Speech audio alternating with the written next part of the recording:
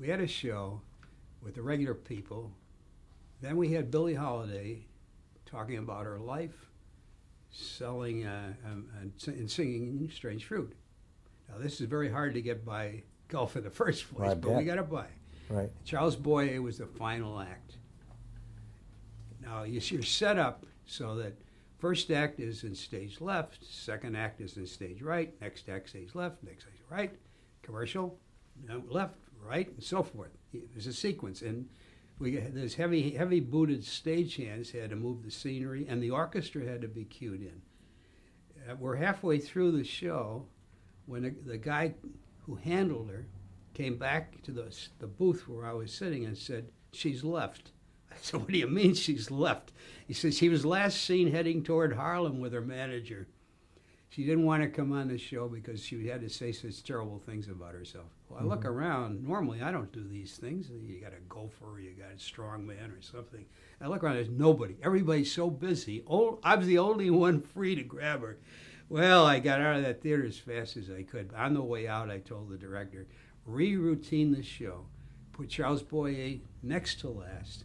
Tell the orchestra, tell the guys holding the signs, everything had to be done in complete opposite to what they were planned for the rest of the show.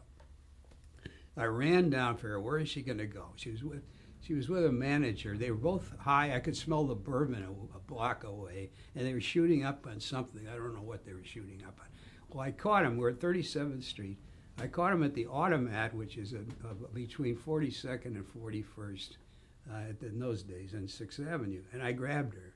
And I didn't ask any questions. I turned her around.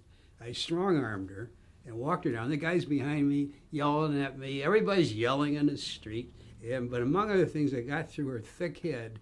If she didn't come back and finish this show, I was going to blackball her. She'd never work again in this business. I trained her. I said, "What do you?" And on the way, we're having this dialogue. I said, "What are you mad about?" She said, "I don't want to say I was a prostitute and I was on dope." And all right, I said, "Well, cut that." Now, meanwhile, I got to have this cut from cue cards because everybody else is involved. And I'm getting a little worried of these people, too. They outweighed me 3-1, by the way, between them. They both weighed 250 pounds. Wow. And I'm dragging her. I get her to the studio, I put her, and Charles Boyer's having the most fun watching this go on. He didn't mind not having last position. He was having too much fun. So we got the cue cards cut. We cut out the worst parts. She did the thing. She sang Strange Fruit the way she always sings it. After that, I want to tell you, we hit the bottle. But there's an ending to this. We're celebrating getting through it. Never mind whether it's good or not, just getting through it. And some guy comes up from the audience. He says, "Who's in charge?" And I said, "I am." And he said, "My name is Swensrud. I'm the new president of Gulf Oil. Why don't you tell us? We'll put you in a sponsors booth." He said, no, what I'm doing is visiting. Like everybody else, I stood in line. I wrote for a ticket. I'm in the balcony. He said, "I just want to see how it works." He said, "I thought it was a very good show." And he said, "Just one thing. Could we have that girl singing Strange Fruit on again?" Wow. I didn't sleep well that night. Wow. And did Gulf had a problem at all with her singing Strange Fruit? No, isn't that interesting? Not at all.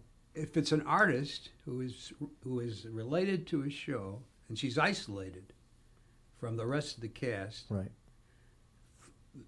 they liked it. Right. And somebody who's watching this doesn't know about Strange Fruit is a song about lynching. Exactly. Very powerful song. It's a broad audience where they never heard of lynching.